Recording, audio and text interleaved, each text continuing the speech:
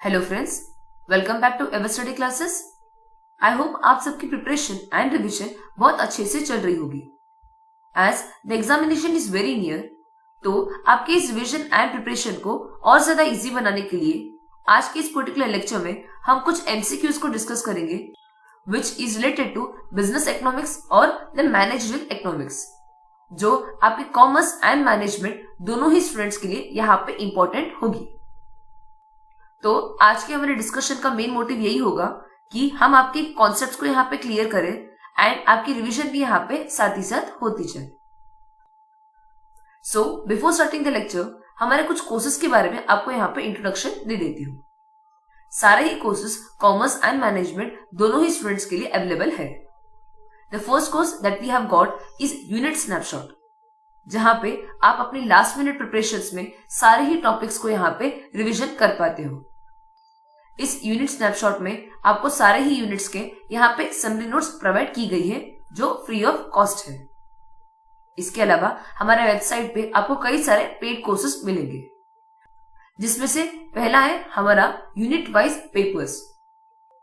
इस particular course में previous year के सारे ही क्वेश्चंस को यहाँ पे यूनिट वाइज अरेंज किया गया है एंड कॉम्प्रिहेंसिव वे में आपके लिए प्रोवाइड किया गया है, जहां पे आप सारे ही क्वेश्चंस को विद एक्सप्लेनेशन यहाँ पे पढ़ पाओगे।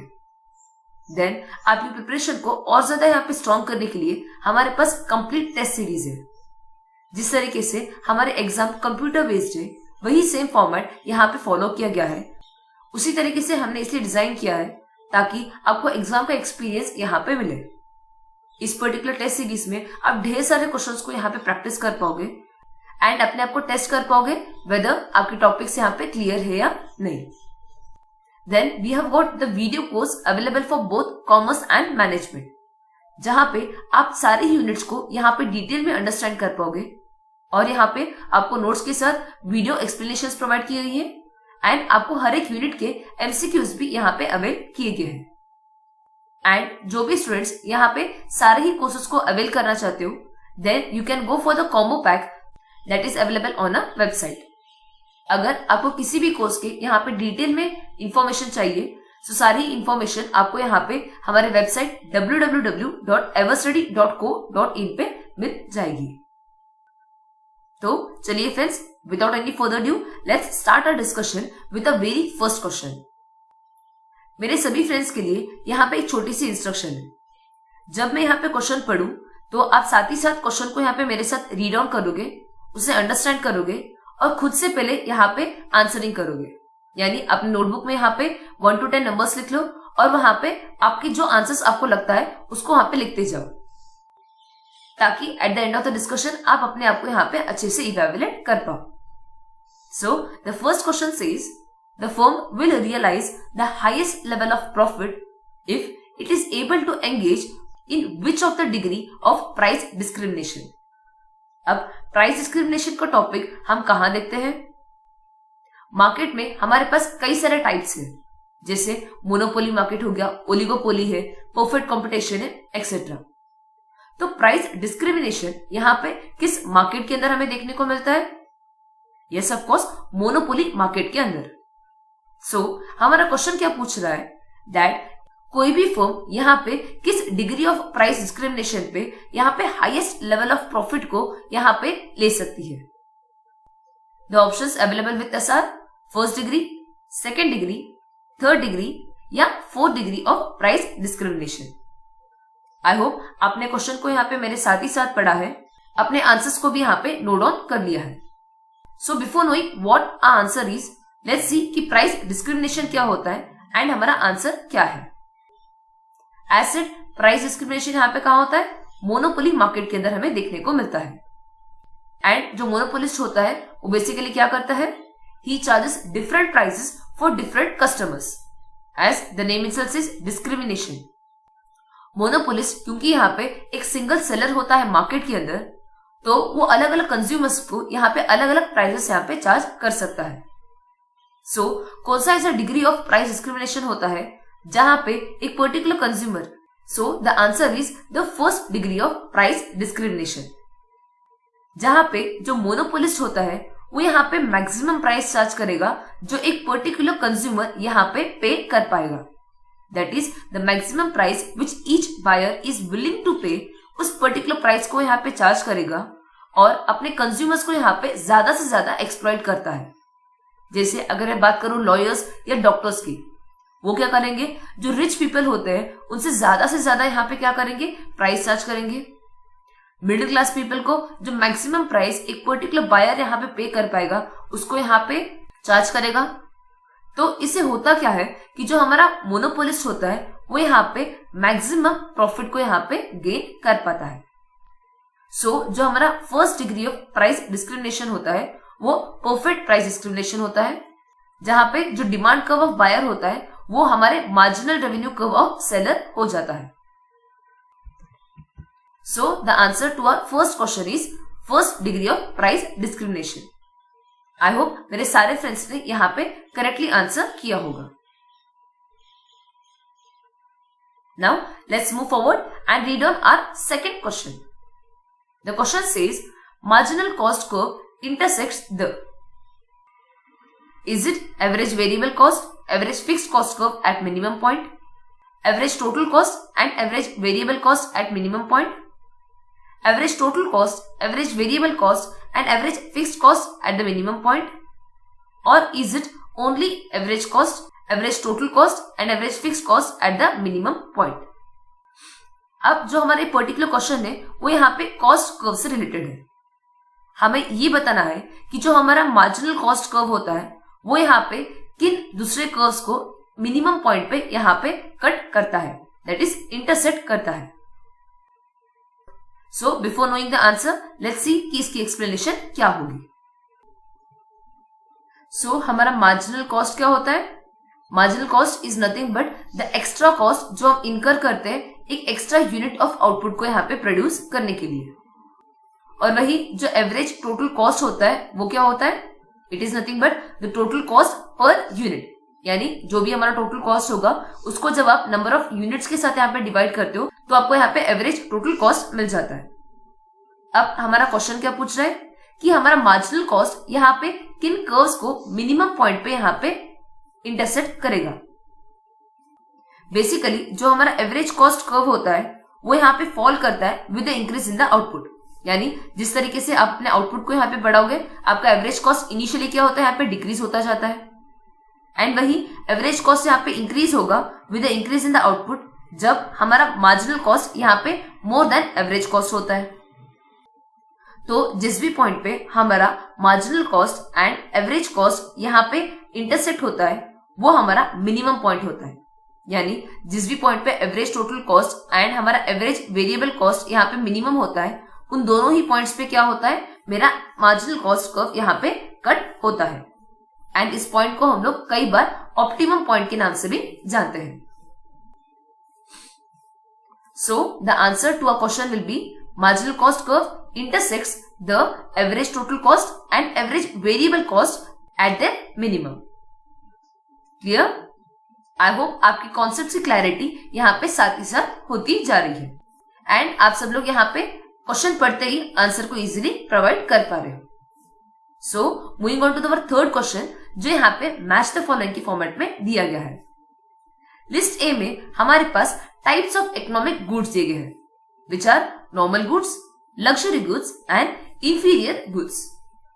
लिस्ट बी में हमारे पास यहाँ पे इनकम इलास्टिसिटी ऑफ डिमांड दी गई है, यानी हमें ये बताना है कि किस टाइप की गुड्स यहाँ पे किस टाइप की, यानी हमें यहाँ पे ये बताना है कि normal goods, luxury goods and inferior goods के रेस्पेक्टिव में यहाँ पे उनकी इनकम इलास्टिसिटी ऑफ डिमांड क्या होती है।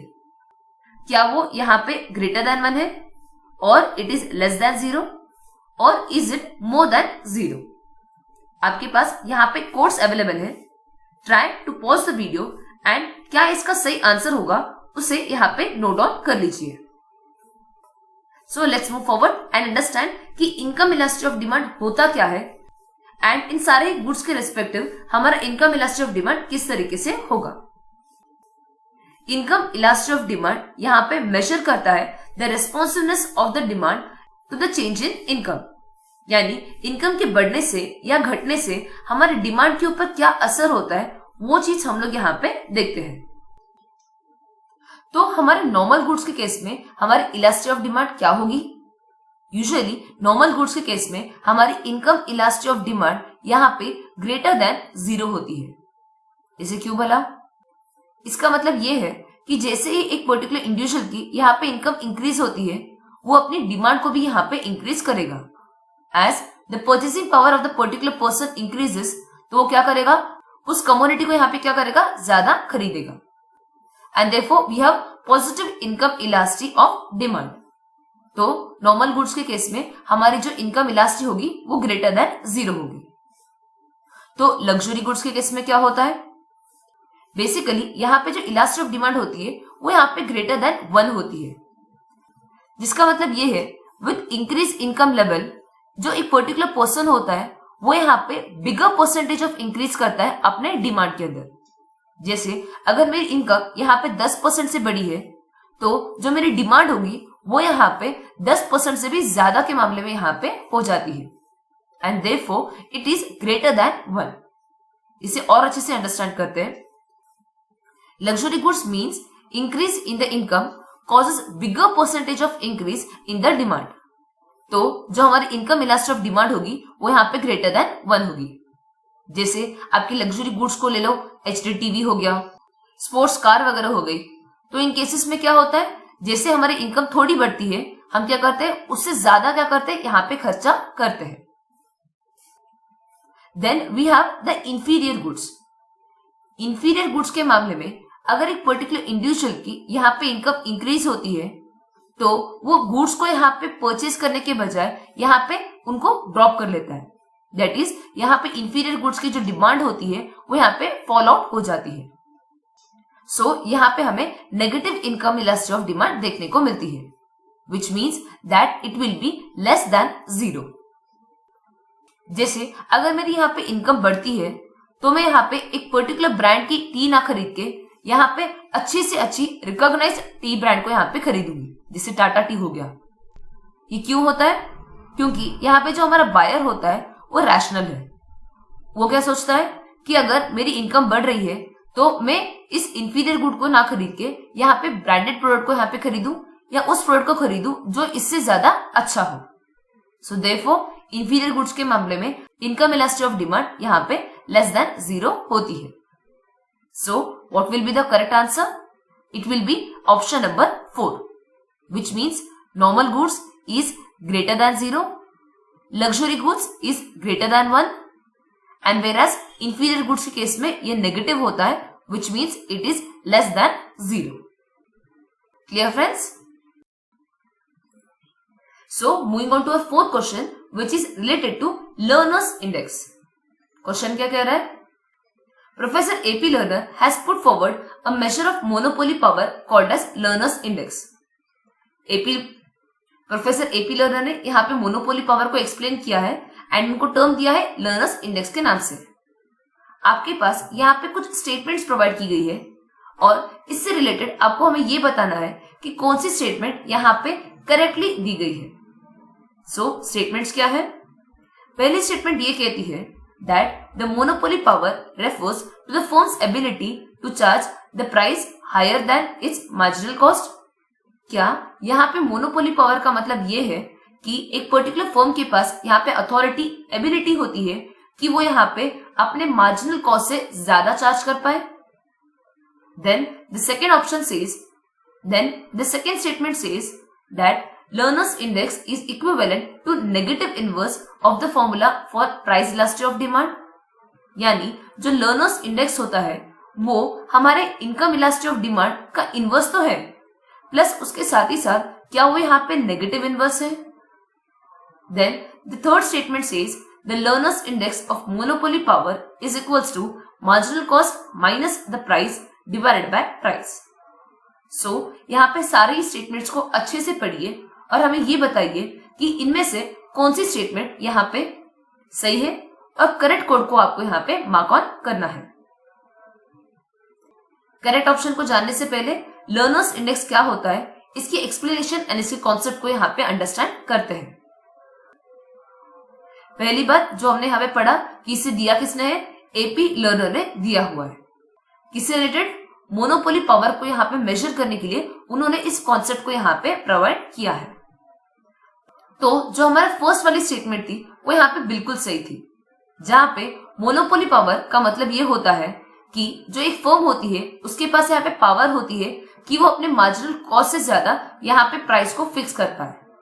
The reason behind this is कि जो मोनोपोलिस्ट होता है वो यहाँ पे सिंगल सेलर होता है, तो वो यहाँ पे मार्जिनल कॉस्ट से ज्यादा यहाँ पे चार्ज कर पाएगा एंड मैक्सिमम प्रॉफिट को भी यहाँ पे गेन कर पाएगा। देन जो हमारी सेकेंड स्टेटमेंट थी वो भी यहाँ पे बिल्कुल सही थी, because Lerner's index is equivalent to the negative inverse of our price elasticity of demand, जहां पे एक पर्टिकुलर फर्म यहाँ पे मैक्सिमम प्रॉफिट अवेल कर सकती है अपने आप के लिए because of the market power that it has. Then जो मोनोपोली पावर होती है वो अलग अलग डिग्री की होती है एंड हर एक डिग्री क्या होती है यहाँ पे सिमिलर नहीं होती है। जैसे अगर मैं यहाँ पे परफेक्ट कंपटीशन की अगर बात करूं तो जो वैल्यू ऑफ इंडेक्स होती है वो यहाँ पे यूजुअली 0 होती है, that is price minus marginal cost की वैल्यू क्या होती है यहाँ पे इक्वल्स टू 0 होती है।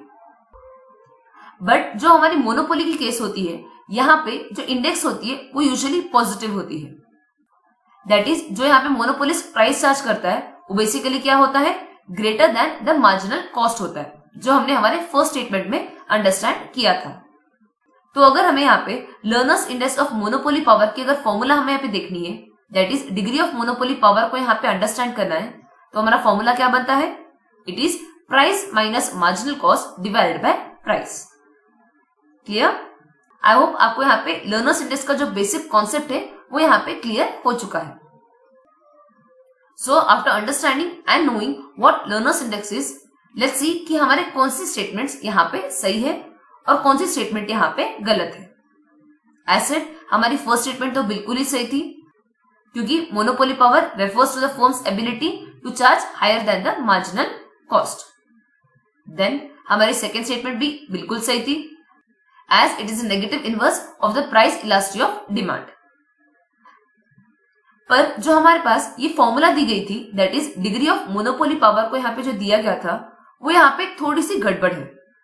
एक्चुअल में हमने फॉर्मूला क्या पढ़ा था, it is price minus marginal cost divided by price, but हमें जो क्वेश्चन में प्रोवाइड किया गया था वो थोड़ी सी यहाँ पे गड़बड़ है, तो इसलिए हमारी थर्ड स्टेटमेंट यहाँ पे क्या है, गलत है, जिससे हमारा कौन सा कोड यहाँ पे सही बन जाएगा, it will be option number 1, that is A and B statement are absolutely correct.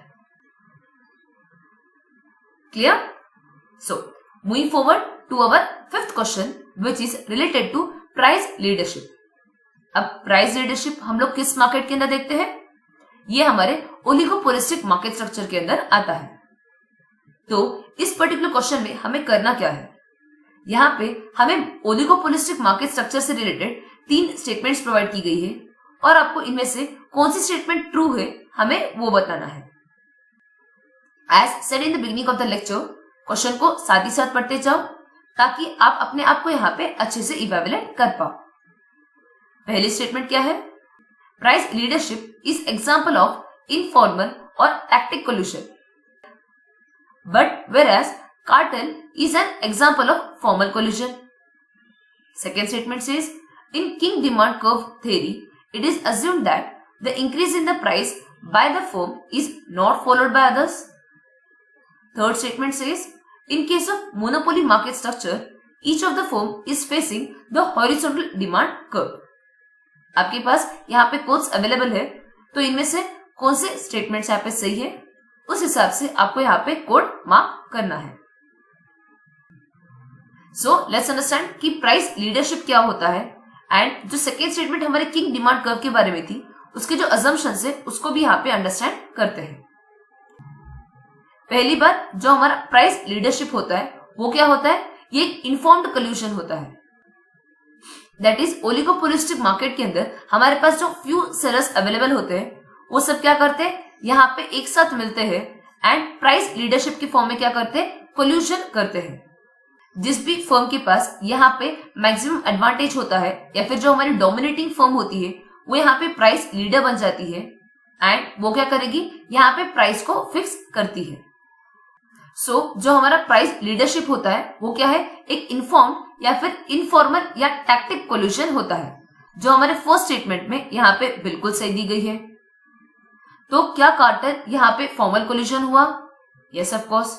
अगर प्राइस लीडरशिप यहाँ पे इन्फॉर्म्ड या फिर इनफॉर्मल कोल्यूशन बनती है, तो जो हमारा कार्टेल होता है इस केस में बेसिकली क्या होता है कि जो यहाँ पे ऑर्गेनाइजेशंस होती है या फर्म्स होती है मार्केट के अंदर, वो एक दूसरे के साथ यहाँ पे सोच विचार करके एक पर्टिकुलर प्राइस को सेट करती है, जिसके थ्रू उनका मेन मोटिव होता है कि वो यहाँ पे मार्केट के अंदर मोनोपोली क्रिएट करे और अपने कंज्यूमर्स को यहाँ पे एक्सप्लॉइट करे।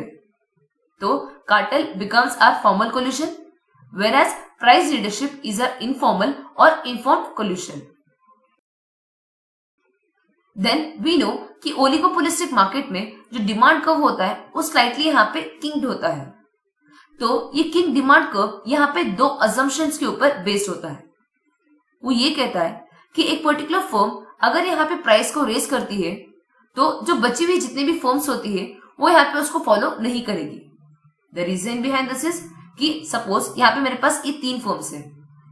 सारे ही फर्म्स यहाँ पे पहले 10 रुपीज एक पर्टिकुलर प्रोडक्ट के लिए चार्ज कर रहे थे। अगर एक पर्टिकुलर फर्म ने यहाँ पे ए फर्म ने अगर 10 के बजाय 12 रुपीज चार्ज कर लिया, तो क्या यहाँ पे बाकी सारे फर्म्स का प्राइस को इंक्रीज करना उनके लिए बेनिफिशियल होगा? नहीं, क्योंकि उस समय पे जो बची हुई फर्म्स होती है वो यूजुअली क्या करती है, यहाँ पे मार्केट में एडवांटेज लेने की कोशिश करती है और अपने कंज्यूमर्स को अपने लोअर प्राइस से अट्रैक्ट करती है। So over here the demand is very responsive और elastic to the price increase.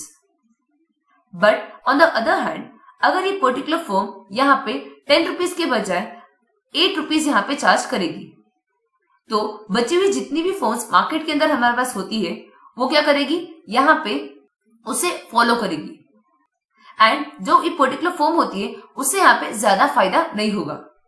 The reason behind this is उसने कम किया, उसको देखा देखी में क्या होता है बाकी सारी फर्म्स भी यहाँ पे कम कर लेती है। तो इस पर्टिकुलर फर्म ने जो यहाँ पे सोचा होता है कि प्राइस कम करने से मैं यहाँ पे ज्यादा मार्केट को यहाँ पे गेन कर लूंगा, वो उससे बिल्कुल भी नहीं मिलता है।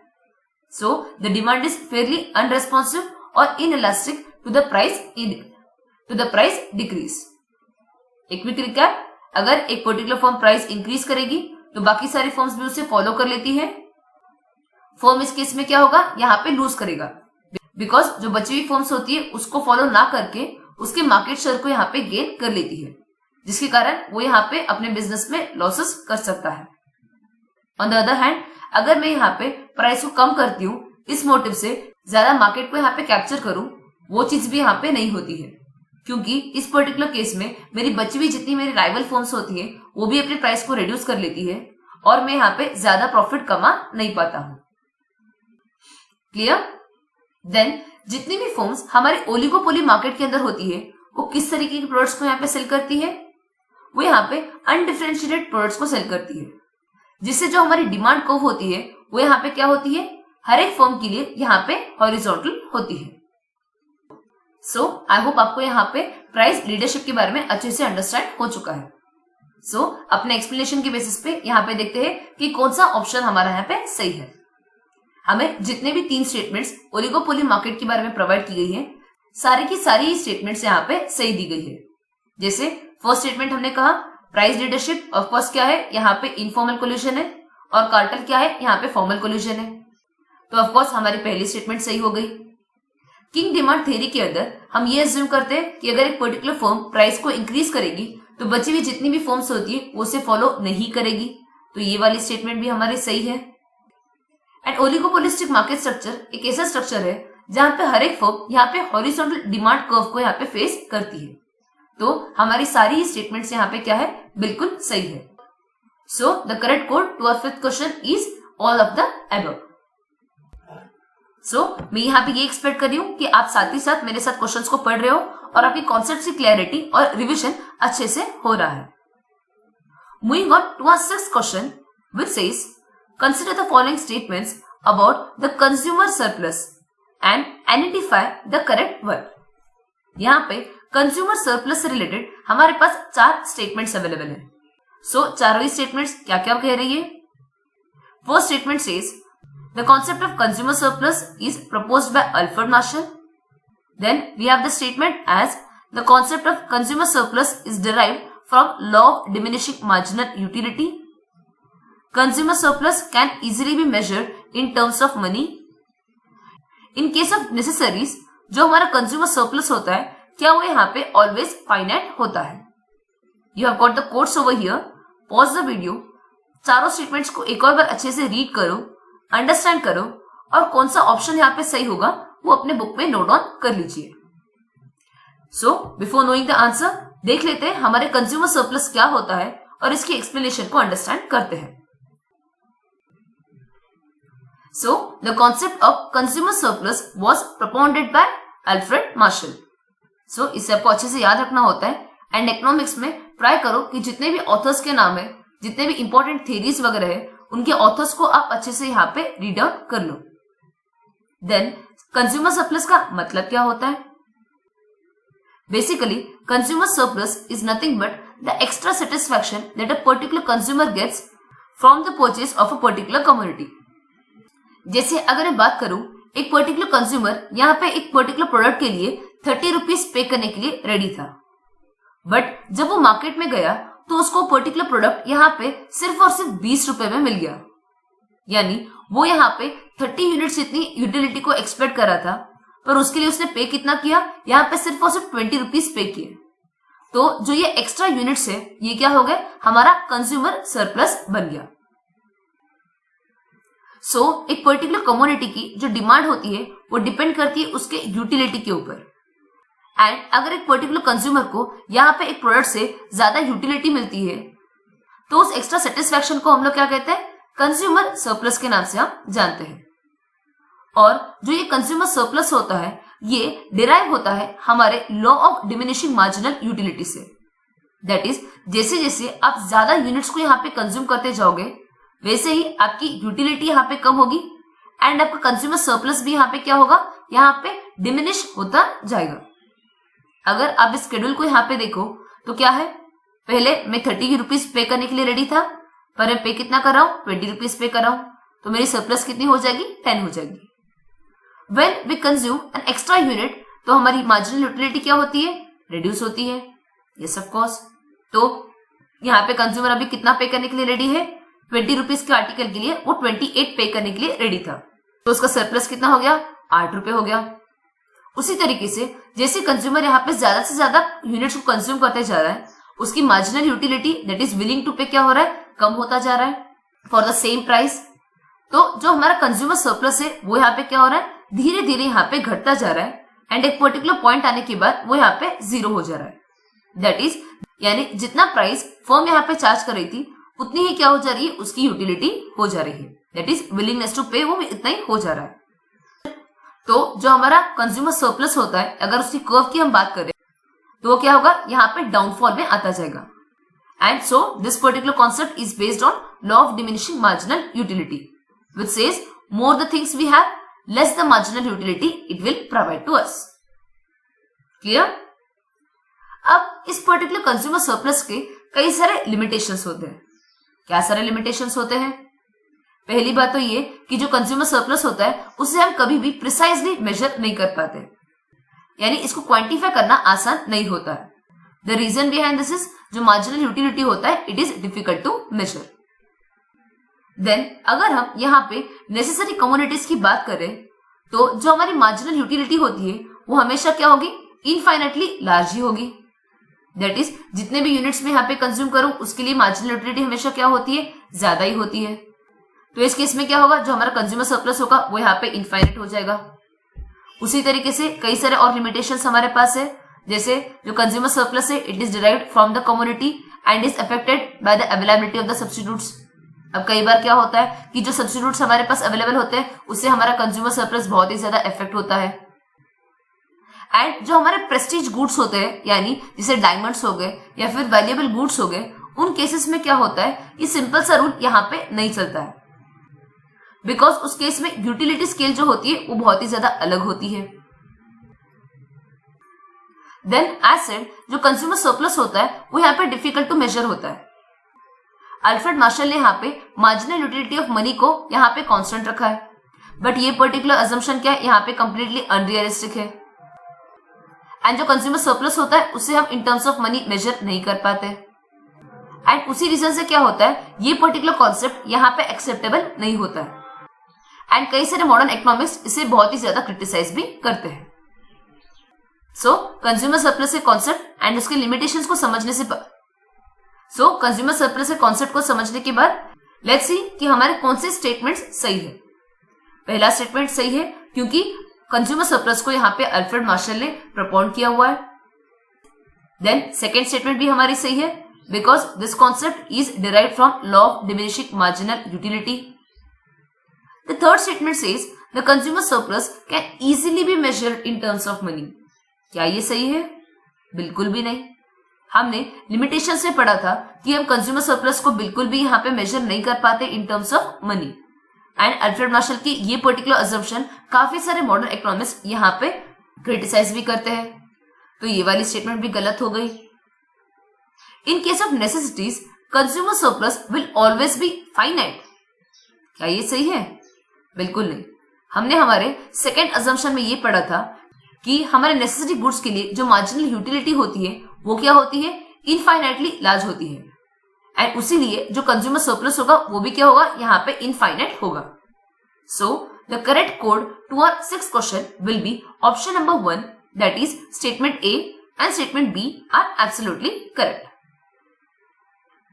Then we have got our 8th question, where again we have been provided with 3 statements which is related to returns to scale and law of returns। आपको यहाँ पे 3 अलग अलग स्टेटमेंट्स प्रोवाइड की गई है और आपको यहाँ पे 3 डिफरेंशिएशंस दी गई है between returns to scale and law of returns. तो जब आप क्वेश्चन को यहाँ पे रीड कर रहे हो तो इन दोनों ही थ्योरीज को वापस से यहाँ पे क्विकली अपने माइंड के अंदर रिकैप कर लो ताकि साथ ही साथ आपकी रिवीजन भी यहाँ पे होती जाए। पहली स्टेटमेंट कह रही है that the return to scale occurs in short run, on the other hand law of return states that it happens in long run. Then second statement is under law of returns only one factor changes. Conversely, under the law of returns to scale, all the factors are variable. Third statement says the law of returns is of consumer perspective, but जो returns to scale होती है वो यहाँ पे producers के perspective के हिसाब से होती है। So सारे स्टेटमेंट्स में से कौन सी स्टेटमेंट यहाँ पे सही है वो आपको यहाँ पे एनालाइज करना है और अपने बुक में यहाँ पे करेक्ट कोड को यहाँ पे नोट डाउन करना है। सो तीनों ही डिफरेंशिएशंस को यहाँ पे एक एक करके समझ लेते हैं। फर्स्ट थिंग, जो हमारा रिटर्न्स टू स्केल है वो क्या है, यहाँ पे ऑपरेट करता है लॉन्ग रन के अंदर, एंड जिसके कारण इस पर्टिकुलर केस के अंदर जितने भी मेरे पास फैक्टर्स अवेलेबल होते हैं सारे फैक्टर्स को मैं क्या कर सकती हूँ, यहाँ पे वेरिएबल कर सकती हूँ। बट जो हमारा लॉ ऑफ रिटर्न्स होता है which is also known as law of variable proportion, ये बेसिकली कब ऑपरेट करता है, it operates in short run as it is related to the short run production function। और इस पर्टिकुलर केस में हम सिर्फ एक ही एक फैक्टर को क्या करेंगे, यहाँ पे चेंज कर पाते हैं। जैसे हमारे पास जो लैंड, लेबर, कैपिटल अवेलेबल होता है उनमें से किसी एक फैक्टर को मैं यहाँ पे चेंज करूंगी और उस बेसिस पे क्या करूंगी, इस पर्टिकुलर लॉ को यहाँ पे अप्लाई कर पाती हूँ। So we got to know the 2 major differentiation.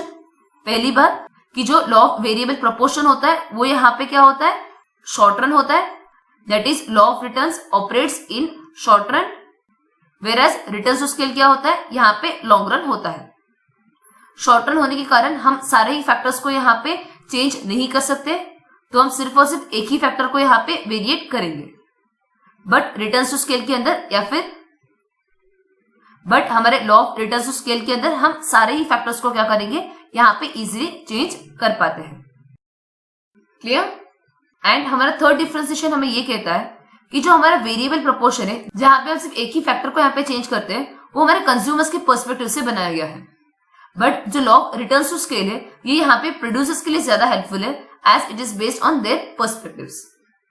So according to the explanation let's see हमारा कौन सा कोड यहाँ पे बिल्कुल सही बैठ रहा है।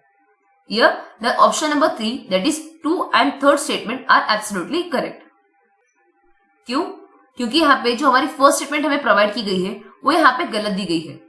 उन्होंने यहाँ पे ये कहा है कि जो रिटर्न्स टू स्केल है वो शॉर्ट रन है और जो लॉ ऑफ रिटर्न्स है दैट इज जो लॉ ऑफ वेरिएबल प्रोपोर्शन होता है वो यहाँ पे लॉन्ग रन है।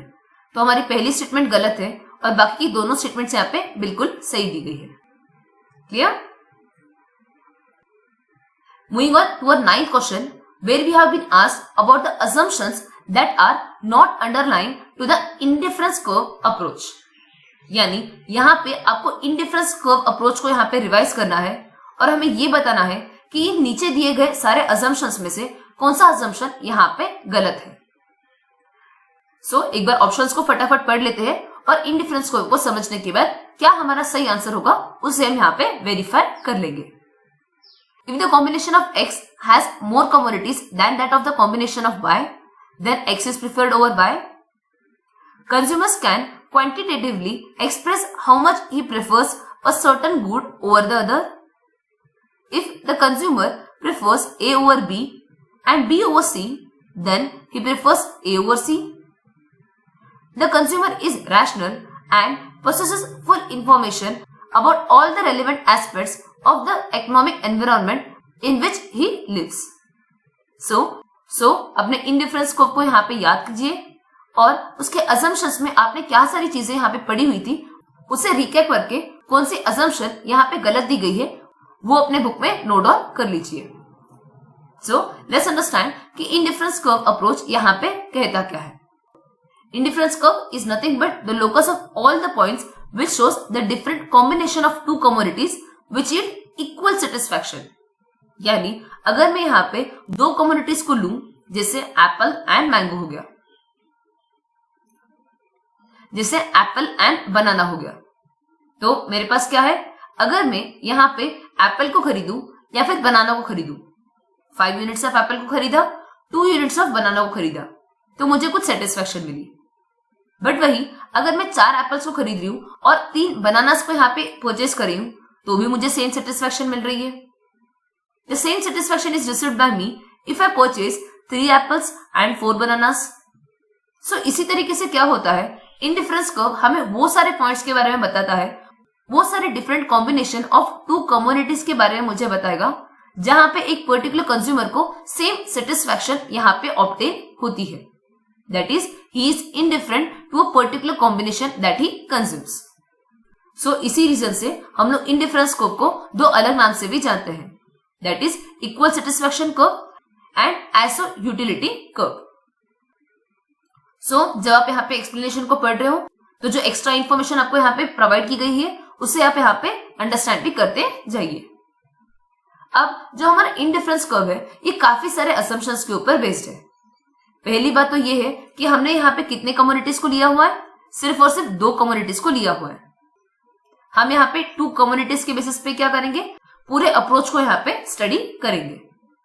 Then the approach is based on the assumption that कि जो हमारा कंज्यूमर है वो यहाँ पे रैशनल है, दैट इज उसको यहाँ पे काफी अच्छी इंफॉर्मेशन है जिस भी इकोनॉमिक एनवायरनमेंट के अंदर वो रह रहा है, मार्केट के अंदर क्या सारी चीजें वगैरह हो रही है, जो भी रेलेवेंट एस्पेक्ट्स वगैरह इकोनॉमिक एनवायरनमेंट के बारे में सारी की सारी इंफॉर्मेशन उसके पास अवेलेबल है।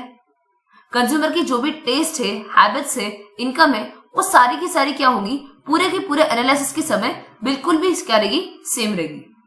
बट क्या ये अजम्पशन यहाँ पे आपको वैलिड लग रहा है? फर्दर जाके ये पर्टिकुलर अप्रोच यहाँ पे इस क्राइटेरिया के ऊपर यहाँ पे क्रिटिसाइज भी किया गया था कि जो कंज्यूमर्स की preferences, needs, wants, income, habits वगैरह क्या होती है यहाँ पे चेंज होती जाती है। ठीक है, then moving on to our third assumption which says consumer can rank the combinations. यानी हम यहाँ पे अपने कॉम्बिनेशंस को रैंक कर पाते हैं and therefore this particular approach is based on the ordinal approach rather than the cardinal approach. So ये पर्टिकुलर अप्रोच क्या कहता है कि जो कंज्यूमर होगा वो अपने प्रेफरेंसेस को यहाँ पे रैंक करेगा, that is ordinal utility of approach को यहाँ पे ऑब्टेन करेगा rather than quantifying it, that is he can not quantitatively express how much he prefers over the other commodity. X commodity के बजाय जो वाई कमोडिटी को मैं यहाँ पे प्रेफर कर रहा हूँ उसको मैं यहाँ पे क्वांटिटेटिवली मेजर नहीं कर पाऊंगा। Then the next assumption says if the consumer prefers A over B, और बी के जगह अगर वो सी को यहाँ पे प्रेफर कर रहा है तो it means that consumer is preferring A over C as well, that is both the preferences and indifference are transitive over here. And the last assumption says if the combination X has more commodities than combination Y, then X is preferred over Y. जैसे यहाँ पे A and B की बात की गई थी, यहाँ पे अगर मैं A को, एप्पल को यहाँ पे 4 ले रही हूँ और बनानास को यहाँ पे 3 प्रेफर कर रही हूँ, तो इसका मतलब क्या है कि मैं यहाँ पे एप्पल्स को ज्यादा प्रेफरेंस दे रही हूँ as compare to that of bananas. That is X is preferred over Y. So approach को अंडरस्टैंड करने के बाद एंड सारे असम्पशंस को पढ़ने के बाद यहाँ पे ये देख लेते हैं हमारा कौन सा असम्पशन यहाँ पे गलत दिया गया है. Option number 2 has been provided wrong. That is यहाँ पे एग्जामिनर ने हमें क्या क्वेश्चन दिया है, the consumer can quantitatively measure how much he prefers a certain good over the other. क्या हम इंडिफरेंस कर्व के अंदर कार्डिनल अप्रोच को अपनाते हैं? बिल्कुल नहीं. यहाँ पे जो कंज्यूमर होगा वो अपने प्रेफरेंसेस को यहाँ पे रैंकिंग करेगा. तो इसीलिए हम लोग यहाँ पे ये नहीं बता सकते कि कंज्यूमर यहाँ पे कितना एक पर्टिकुलर कम्युनिटी प्रिफर कर रहा है over the other in quantitative format. Clear? Now moving on to the last question of our today's discussion, which is your assertion and reasoning question. Assertion reasoning questions में आपको यहाँ पे दोनों ही statements को अच्छे से अंडरस्टैंड करना है. हर एक स्टेटमेंट को इंडिविजुअली पहले एनालाइज कर लो कि क्या वो पर्टिकुलर स्टेटमेंट यहाँ पे सही है या गलत है. एंड देन अगर आपको ये लगता है कि दोनों ही स्टेटमेंट्स यहाँ पे ट्रू है, तो आप ये देखो कि जो सेकेंड वाली स्टेटमेंट दी गई है, यानी जो आपको रीजन प्रोवाइड किया गया है, क्या वो यहाँ पे करेक्ट एक्सप्लेनेशन है आपके असर्शन की. सो यहाँ पे असर्शन एंड रीजनिंग दोनों स्टेटमेंट्स को यहाँ पे रीड आउट कर लेते हैं, इंडिविजुअली उनको समझते हैं क्या वो सही है या गलत है. And then we will see कि क्या हमारी रीजनिंग यहाँ पे करेक्टली प्रोवाइड की गई है या नहीं. The assertion statement says shutting down is a short-run decision, and the reason says the decision to shut down means that the firm is temporarily suspending the production. So आपको यहाँ पे ये बताना है कि क्या दोनों assertion and reasoning यहाँ पे करेक्ट है, एंड रीजनिंग यहाँ पे करेक्ट एक्सप्लेनेशन है आपके assertion की, या रीजनिंग यहाँ पे गलत एक्सप्लेनेशन दी गई है assertion की. और the third option says is assertion right and reasoning wrong, and last option says that both the statements are wrong. That is हमारा assertion and reasoning दोनों ही यहाँ पे गलत दिए गए हैं. चलिए एक बार शटडाउन का मतलब क्या होता है उसको अंडरस्टैंड करते हैं, एंड देन हमारे क्वेश्चन का सही आंसर यहाँ पे हम फाइंड आउट करेंगे. अब एक पर्टिकुलर फर्म किस सिचुएशन में अपने आप को यहाँ पे शटडाउन या फिर क्लोज करती है. बेसिकली एक पर्टिकुलर फर्म अपने प्रोडक्शन को यहाँ पे कुछ समय के लिए क्या कर लेती है, बंद कर लेती है. और वो कब बंद करती है, जब जो रेवेन्यू वो जनरेट कर रही है अपने सेल ऑफ गुड्स से, वो यहाँ पे कवर अप नहीं कर पा रही है आपके वेरिएबल कॉस्ट ऑफ प्रोडक्शन को. यानी अगर आप यहाँ पे डायग्रामेटिकली देखो तो मेरा जो वेरिएबल कॉस्ट है वो कुछ यहाँ पे है, एंड मेरा मार्जिनल कॉस्ट क्या हो रहा है, मेरे वेरिएबल कॉस्ट से भी क्या हो रहा है, नीचे आ रहा है.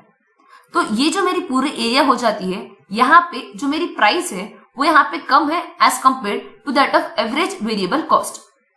तो इस केस में कंपनी क्या करती है, अपने प्रोडक्शन को कुछ समय के लिए यानी टेम्पररीली क्या कर लेती है, यहाँ पे शट डाउन कर लेती है, ताकि वो अपने कंडीशंस को यहाँ पे इंप्रूव कर पाए. यानी क्या सारी चीजें यहाँ पे गलत हो रही है, क्यों मेरा यहाँ पे कॉस्ट बहुत ज्यादा बढ़ रहा है, उन सब चीजों को यहाँ पे अंडरस्टैंड करती है, और अपने प्राइस को किस तरीके से वो इंक्रीज करे और अपने कॉस्ट ऑफ प्रोडक्शन को किस तरीके से वो यहाँ पे रिड्यूस करे, उसको यहाँ पे चेकआउट करती है. एंड कुछ समय के बाद जब फर्म को ये लगता है कि हाँ अब मैं यहाँ पे इस पोजीशन में हूँ कि मैं अपने आप को रीस्टार्ट कर सकता हूँ, तो फर्म क्या करेगी, अपने आप को यहाँ पे रीस्टार्ट कर लेती है. दैट इज अपने प्रोडक्शन को यहाँ पे रेज्यूम कर लेती है. So remember shutdown is that point जहां पे हमारा जो वेरिएबल कॉस्ट होता है वो हमारे रेवेन्यू से क्या हो जाता है, ज्यादा हो जाता है. फिर से यहाँ पे डायग्रामेटिकली आपको समझा रही हूँ. अगर आप यहाँ पे कर्व्स को अच्छे से अंडरस्टैंड करो तो हमारा जो वेरिएबल कॉस्ट है वो यहाँ पे आ रहा है, जो मार्जिनलिटी है वो क्या हो रही है, वो इसके नीचे आ रही है. यानी जो भी मैं यहाँ पे रेवेन्यू जनरेट कर रही हूँ वो मेरे वेरिएबल कॉस्ट, फिक्स्ड कॉस्ट तो दूर की बात है, यहाँ पे वेरिएबल कॉस्ट को भी क्या कर रही है, कवर अप नहीं कर पा रही है. तो उस केस में फर्म क्या करेगी, शॉर्ट रन के लिए क्या करेगी, अपने आप को यहाँ पे क्लोज कर लेती है, एंड कुछ समय के बाद फिर से यहाँ पे रिज्यूम कर लेगी. सो शटडाउन को समझने के बाद देख लेते हैं कि हमारा सही कोड यहाँ पे क्या है. The correct option is option number A, that is assertion and reasoning both are correct, and reasoning is the correct explanation of our assertion. पहले इंडिविजुअली देख लेते हैं क्या मेरी दोनों स्टेटमेंट सही है. Shutdown is a short term decision.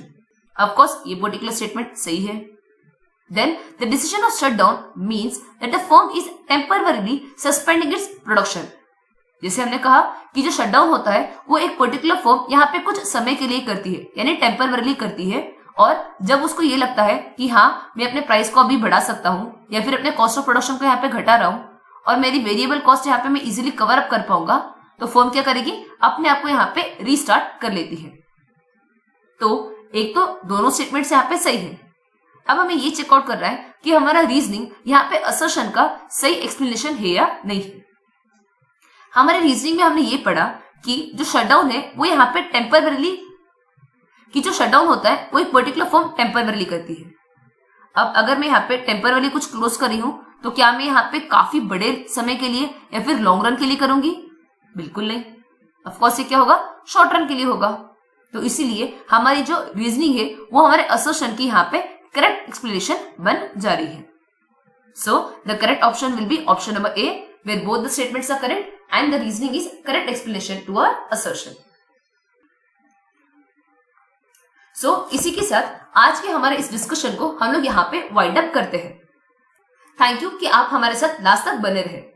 And I hope इन सारे ही इंपॉर्टेंट एमसीक्यूज के थ्रू आपके काफी सारे इकोनॉमिक्स के जो कॉन्सेप्ट्स हैं, चाहे आप कॉमर्स के स्टूडेंट हो या आप मैनेजमेंट के स्टूडेंट हो, आपकी कॉन्सेप्ट की क्लैरिटी, आपकी रिविजन यहाँ पे हो चुकी है. Wishing you all the very best for your exams and I hope आप सब लोग एग्जाम में अच्छे से परफॉर्म करें और जेआरएफ आपका ही होगा. If you have like the video, do like and share with your friends, ताकि आपके बाकी सारे फ्रेंड्स को भी इससे यहाँ पे बेनिफिट हो. Do subscribe to the channel ताकि आपको जब भी हम वीडियोस डालें तो आपको यहाँ पे नोटिफिकेशन मिल जाए. For further inquiries you can email us at our email ID, या फिर आप हमारे फेसबुक पेज या फिर टेलीग्राम पे भी हमें यहाँ पे कनेक्ट कर सकते हो. As you know, ever study has got its learning app. So आप लर्निंग ऐप के थ्रू भी हमारे साथ कनेक्ट कर सकते हो और जितने भी हमारे कोर्सेस है उसको वहां पे डायरेक्ट एक्सेस कर सकते हो. You have got the WhatsApp number over here ताकि आप हमारे साथ यहाँ पे डायरेक्ट कनेक्ट भी कर पाओ. With this is me signing off. Wishing you all the very best and best wishes from our team as well. Take care. Happy learning. Thank you. Have a nice day.